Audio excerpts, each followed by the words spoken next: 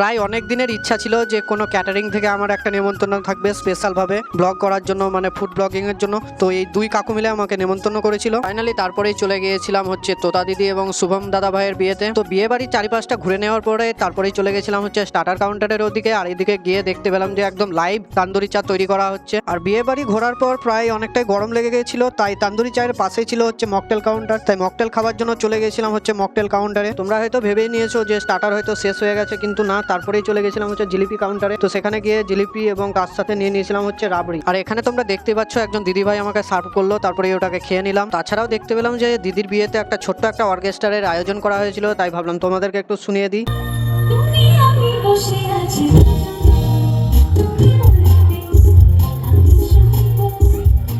একটুখানি গান শুনে নেওয়ার পরেই তারপরেই চলে গেছিলাম হচ্ছে মেন কোর্সের দিকে। তো তারপরেই বসে বললাম হচ্ছে খাবারের টেবিলে। আর আজকে এই বিয়ে বাড়ির পুরো অ্যারেঞ্জমেন্টের দায়িত্বে ছিল হচ্ছে আদি ফ্রেন্ডস ক্যাটারার। তো এখানে কন্ট্যাক্ট নাম্বার দেওয়া আছে, তোমরা যদি চাও তো যোগাযোগ করে নিতে পারো। আর এই বিয়ে বাড়ির লং ভিডিও কিন্তু খুব শীঘ্রই আসতে চলেছে।